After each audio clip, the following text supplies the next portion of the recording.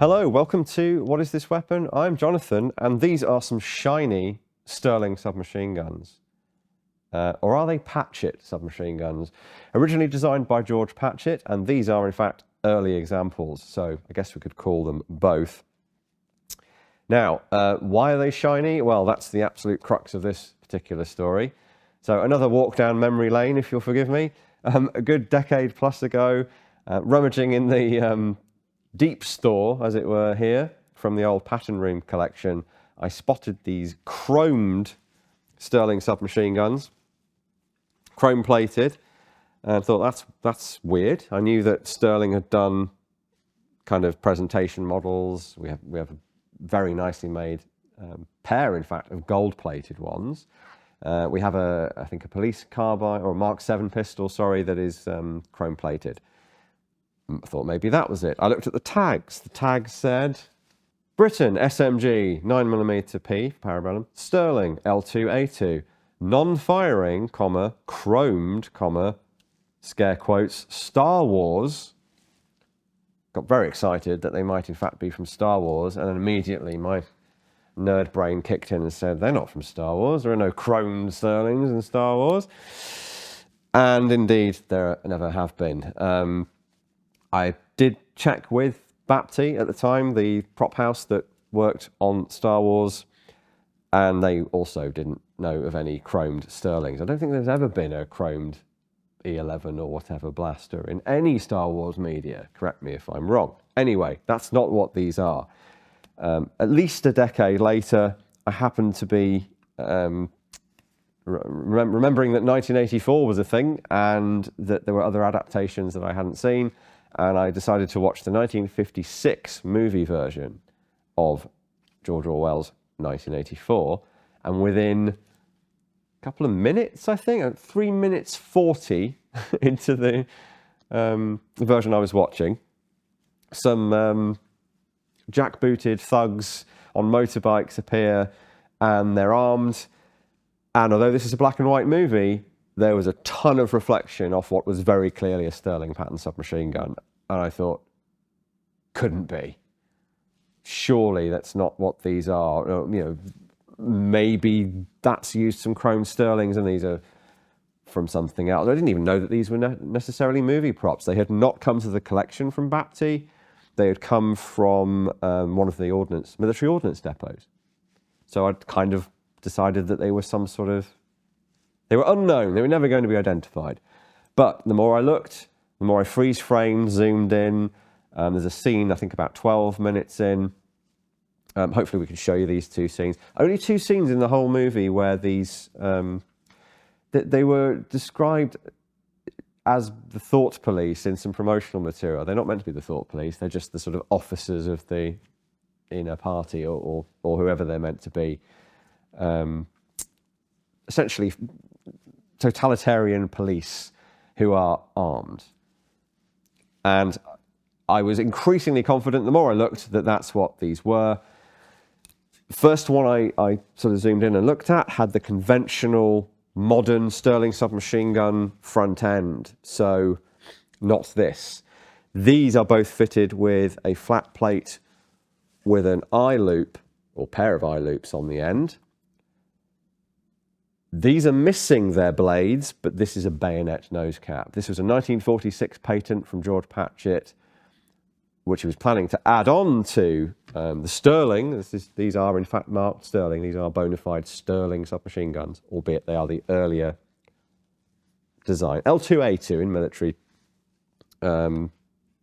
parlance. So this is quite distinctive. Very flat front and the very obvious loops on there, and with the bayonet fitted, even more obvious. And the first one I actually kind of positively identified was not this. It was the fully developed L2A3 Mark IV Sterling.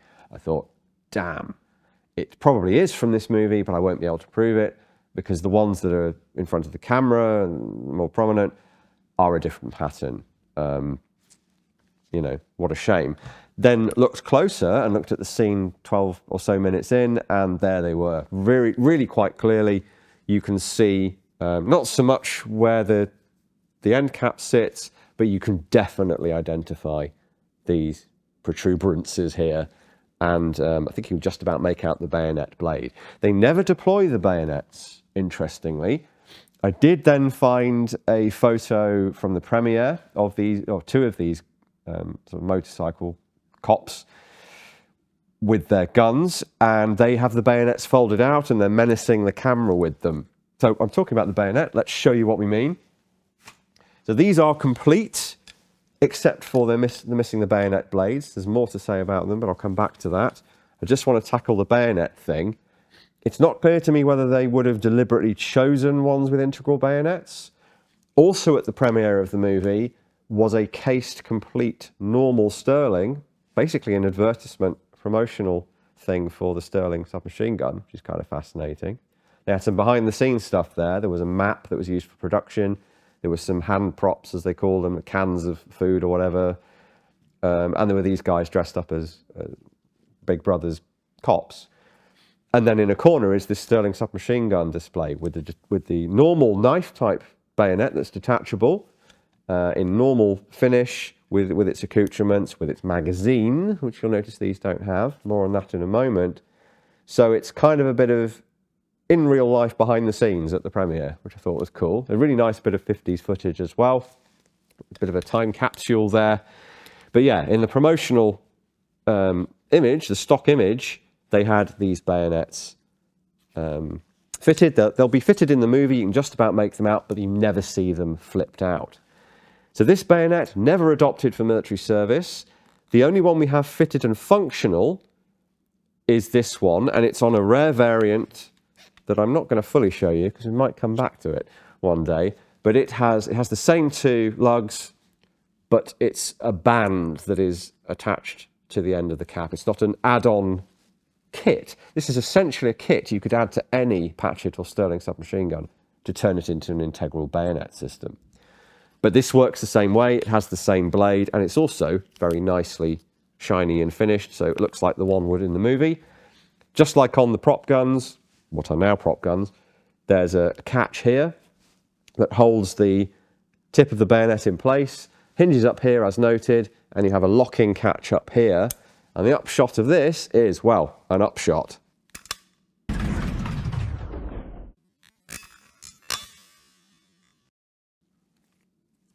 Pretty slick. Definite intimidation factor there. I'm really surprised they didn't film a scene, or maybe they did film the scene and it was cut in the movie, to have them deploy their bayonets to coerce some people to do what they want them to do. To stow the bayonet, you pull out the locking catch and you pivot it back down. There's then a sprung catch here on the inside. The setup on these is a little different. It's a flat spring bar that is pressed down. On this one, it's a plunger. So you fold the bayonet against that spring catch and you lock the tip back into that pivoting catch there. And we'll just activate it one more time so you can get a good view of it. Really slick. Reminiscent of the old blunderbuss or pistol spring bayonets of the 18th century. Brought up to date. Really quite strong. Arguably a really good choice. But bayonets on a submachine gun, maybe questionable. Would have worked in this universe, of course. We've noticed that an awful lot of you aren't subscribed to this channel. So we're going to need you to press that button right now. And remember, Big Brother is watching. So, back to the props. They've chrome plated them, as mentioned. Now, the main reason to do that, I think, is to imply futuristic. You don't usually get chrome plated conventional firearms. They haven't disguised them to anything like the extent of the Star Wars Sterlings from many years later, also by the same prop house, Bapty, by the way, or Armouries, and a prop house. But they've made some other modifications as well. So I don't know why the bayonet blades were removed, but they're on there in the movie. There's that spring, very strong spring bar that is fitted on the inside of the body and fixed into place here. So that's your spring power on this version, this kit version of the Patchett bayonet. The spring catch is very similar. If we pop down the stock on this one, it's basically the same design of catch, and it's sprung, fits under the folding stock. This one's folded, obviously. This one is unfolded.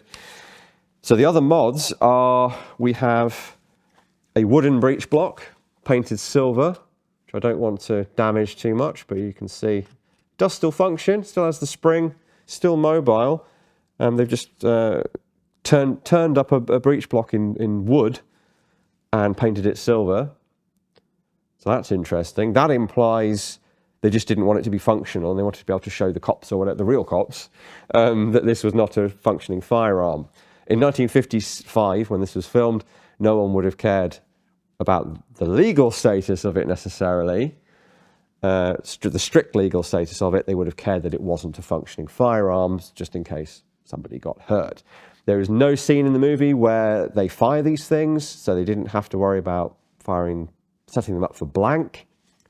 They could have done that if they'd wanted to. Maybe it was even coming from the production side, just for ultimate safety, so there's no risk on set for something where it's not meant to be a firing gun. But they clearly wanted real guns for the weight, the heft, the realism look of them, just like they did in Star Wars. The other modification, which for me turns these into a bit of a forerunner of the Stormtrooper blaster, is there's a wooden block inserted in the magazine well and painted silver. At no point in the movie does anyone fit a magazine, not even a little shortened Star Wars style magazine. Now in the Star Wars movies, that's meant to imply some sort of power pack rather than the more identifiable curved magazine of a pistol cartridge firing firearm. In 1984, for me, this reads as, well, the same thing. It's a ray gun, it's a laser gun. This is set in the heady future of 1984. Clearly, firearms technology is going to have moved forward. If they just wanted cool-looking submachine guns, maybe it's maybe more of a retro vibe where we're still using conventional ammunition firearms, which is what they do in the 1984 production of 1984, where they use World War II guns to imply this kind of forever war that's still going on. These guys went the other route and went, we want something that looks plausibly futuristic, but recognisably is a gun.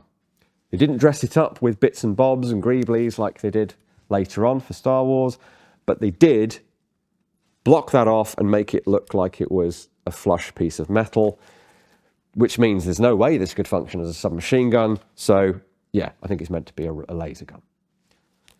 Can't say that for sure because I don't have access to any production notes or anything, and I don't think anyone involved in making that is still around, but I would love to confirm what the thinking was there if we can. So there we go. Unbelievably, something I thought that I would never be able to identify what production it's come from, I was able to. Not much else to say about them. They're both made in 1955, so these were brand new when the production was filming. They show up in the promo photo and the premiere footage, and then they disappear from the public eye for a lot of decades. And now they're back in it. So I'm pleased to be able to plug a little tiny gap in movie history and a little bit of 1984 trivia for those of you who like that story or are fascinated by that story. I guess maybe don't like it. And maybe there's more to be found somewhere in the depths of the armories. And if there is, you can be sure that we will bring it to you. Thanks for watching, guys. We appreciate it, as always. Exciting stuff going on here at the Armouries. We have our new Gladiators exhibition opening 28th of June. The tickets are available now for that, so check out the website for those.